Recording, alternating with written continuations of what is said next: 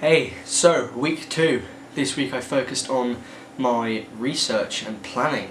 So, we're really getting to the grit and the bare bones of the topic.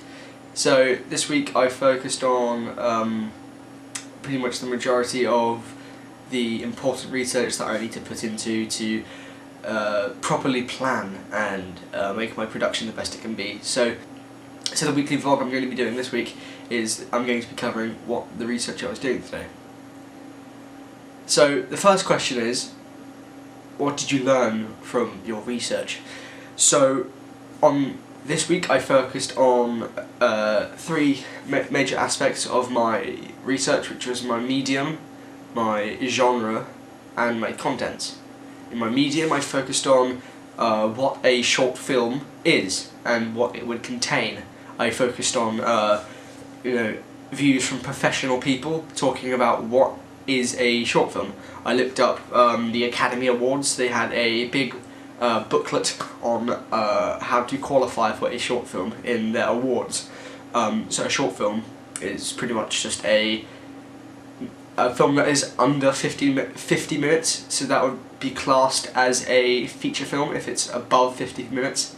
So anything below that is would be classed as a short film or a short. But in the exam board's eyes, what classifies as short film is, I'd say, around 5 minutes to about 20 minutes. But my teachers have advised me to do something along the lines of 10 minutes. But yeah. So in my genre, you could have guessed, I worked on to researching the dramatic genre, since I'm going to be doing a bit of dramatic short film with the ideas I'm going with. I looked at Omeletto. It's the YouTube channel that uploads any genre of short film pretty much every day. They're a really reliable source to research into, and I found a lot of short films that help me to understand what makes a dramatic short film. I looked at a short film called Small Arms. It's about this kid who gets bullied and is looking to defend himself with firearms. So he buys this gun off of this very shady guy, and he then learns how to use it. So it all spirals out into a big conspiracy theory that this guy here is planning to destroy a drone factory because, I don't know, he's anti-establishment or something like that. So the kid finds out of his actual plans and then is almost killed by the guy, and used everything that he learned from the guy that's holding the gun, and he ended up defeating him. But it was a very good short film. But what I was looking into with that was what made it a dramatic, what emotionally made it a dramatic short film. So I was analysing the emotions and the music and everything it portrayed to make it dramatic. For my contents, I wanted to look into something that important information that I would want to transfer into my my short film. So I looked into gangs, I looked into the mafia, I looked into old crime versus new crime, I looked into the different types of crimes there are and the statistics they withhold, and the increase or decrease of the popularity of said crime. I think that using what I've been given, it's really helping me into how to create and I guess make it more real with the information I've gathered. But I've learned that there are codes and conducts. There are codes and conducts for a crime family. There's rules they have to follow, which is why I'm following the whole tradition aspect of my story. So having learnt this, I can incorporate bigger things. So for example, there could be a bigger entity controlling them that they have no power of dealing with, and that's why they have to find a better way of doing crime and making their family bigger again. So with all this information that I've gathered, I think it will really help with the authenticity of my short film and anything else that revolves around it. For example, realistic problems it may have and things like that. So the next question says, how has the research for your genre helped you improve your ideas? So again, looking into genre, I looked into Small Arms, and it showed me all of the emotional aspects that it needed. It had very eerie music. The lighting was very dark and grim in most of the most of the certain scenes. For example, when we look at when the kid actually picks up the gun from the shady guy, we look into how dark it is. Like, you can barely see the dealer's face, and the only thing you can see is pretty much street lamps and the kid that's buying the gun. I want to learn about this because, you know, lighting. I messed around with lighting quite a lot in my previous short film, Hide and Seek, where you know, the robber would be cast out in a very dark light, and what could only be seen was him when he's actually approaching the kid to try and, you know, get him.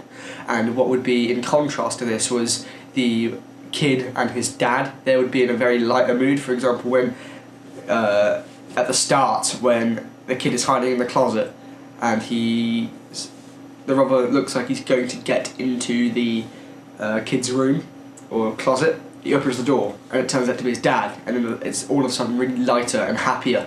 So that's what I want to experiment with, and I think using lighting, it would be an amazing way to portray emotions and heighten the mood of certain situations. So that's what I've learned from Small Arms. So the next question asks, how has, you know, researching into the codes and conventions helped you to understand what is required from you in order to meet a distinction grade?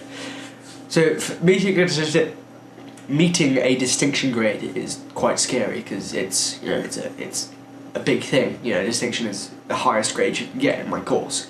So I think with codes and conventions, you need to be very on point with what you need to deliver into your piece. So I need to research into, you know, how this works, why it works, what you need to do to make it work, and, you know, rinse and repeat until you get everything you need into a understandable format that you can safely incorporate into your piece without anything going wrong.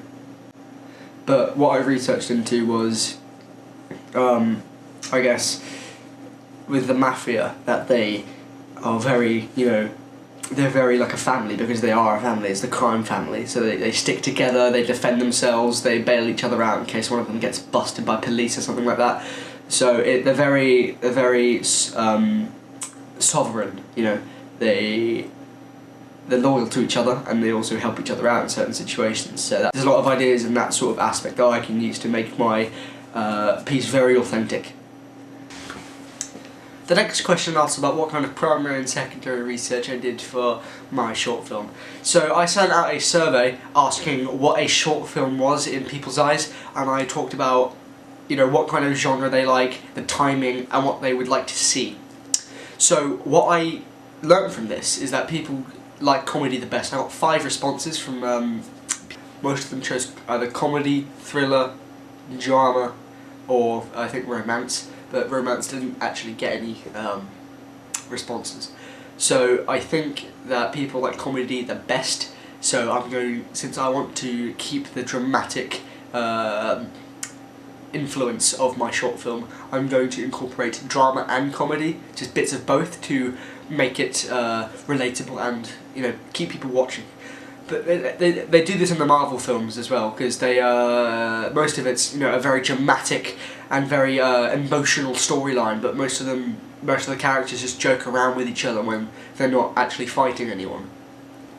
This helped me out a lot because I think with genre, it's hard to decipher what people would actually watch, and having this survey telling me what they actually want to see is very useful, so I can tailor this short film to people's experiences. I also asked about what kind of timing they would like. People mainly chose either 5 to 10 or 10 to 20 minutes. I think this is because of, you know, with all the short films people have been making in my class, we've been very limited to either 5 or 10 minutes. So with people choosing 10 to 20, I can really figure out what I can really do with a sort of longer amount of time period. I think with 5 to 10 minutes, I can't really, you know, properly figure out what I want to do with my characters, especially if we're only allowed to do 5 minutes, which was what I was allowed to do with Save Game. Even though I got the story pretty figured out with Save Game, I wanted to do a lot more, but I couldn't with the time limit. It already pushed almost 7 minutes already, when the time limit was 5. But it was worth it in the end. But I want that freedom to experiment longer. I also asked what people wanted to see in those short films. People would really like, a very built-in storyline, which again goes back to the previous question where I need more time. So if people want 20 minutes, I'll give them like 15, because I think with 15 it's a very, very, very long time in my point of view, because I can get a lot of stuff done and explained, and also fill in with action and comedy in between. The next question asks, what source of information did you look at that were different from the proposed project? So I did some digging and I found, again, it was with that Oscar template. That was kind of hard to find, but if you just kind of look around and if you look into the submissions section of their website, you can get a template of what standards you need to fill before you can actually even think about a possible look at by the judges.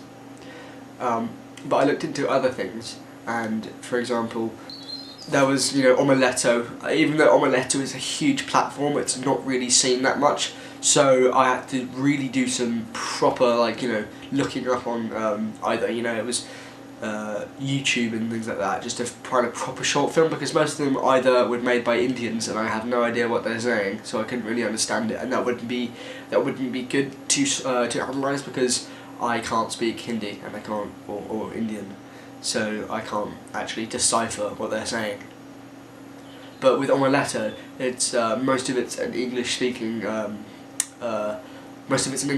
platform, and if it wasn't another language, they'd put subtitles for English speakers. So it's really useful to analyse and see what they're doing, and it was kind of like a gold mine of just short films, and it was really good to analyse what they had on there. I took a look at something about Omeletto in my previous thing, I think. The next question is a continuation of this. It's how that be used in my planning. Having reliable sources to refer to is important, because if you're running out of options, it's hard to find something that can really take you on with your research. So this will help me in my planning, because I have somewhere to look at if I don't have any other options, or if I've used everything else and I can't reference it further. The next question asks, how's research into topic help with my ideas? So yeah, topic and content, it's pretty much, there's a lot of useful things in there. For example, I looked into the different kinds of crimes that mafia would commit. For example, they do a lot of prostitution, racketeering, and drug trafficking. I researched into those 3 kind of crimes, and then I compared them to newer crimes. For example, digital crimes such as crypto piracy, ransomwares, and also crypto fraud. And I also talked about how crime has changed throughout the years, and how it will be difficult for people to adapt if they're used to doing older crimes, which is the actual main plot point of my story.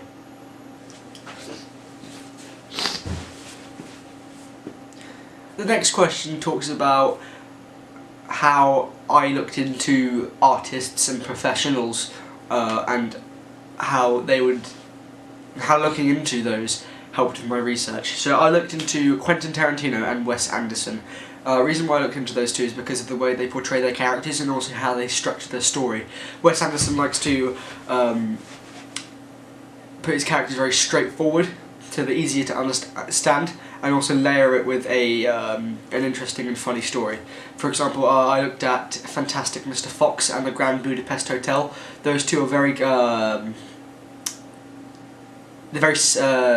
quite they're quite the opposite in how they are delivered. For example, Fantastic Mr. Fox is a stop motion animation, which is quite hard to make in the first place, but also the voice acting and also the way the characters are portrayed. For example, Mr. Fox, who is, you know, the trademark heroine who will save the day when, you know, it's revealed that he is just a fox living in a tree with his dysfunctional family.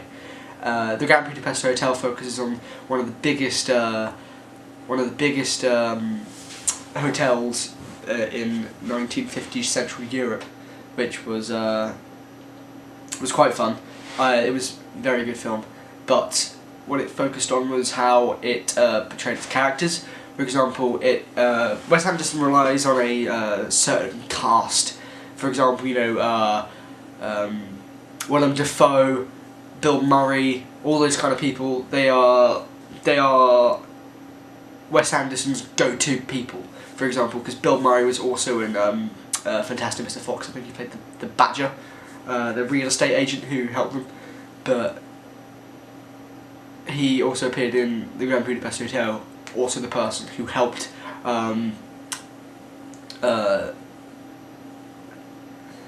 Bill Murray,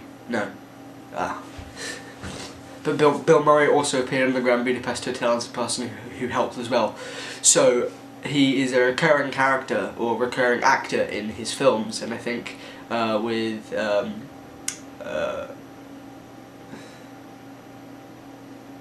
yeah.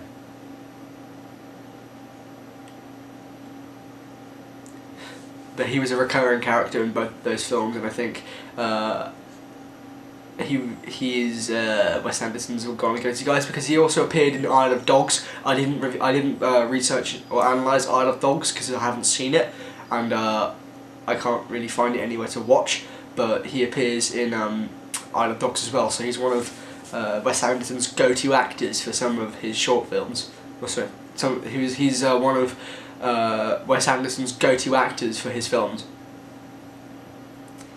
I also looked at Quentin Tarantino. Quentin Tarantino is one of the most inspirational directors of my time, and I think with the films he made, such as Pulp Fiction and Glorious Bastards, Reservoir Dogs. So if we're looking at recurring actors, we can look at Michael Manson and Tim Roth. Michael Manson and Tim Roth both appear in The Hateful Eight and Reservoir Dogs, and I think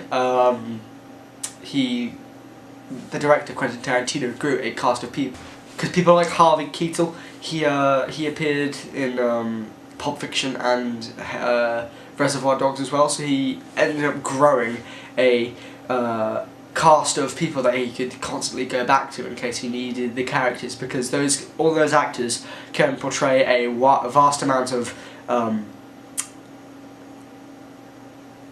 all of those actors can portray a vast amount of characters with different emotions and capabilities. So I think he referred to those as I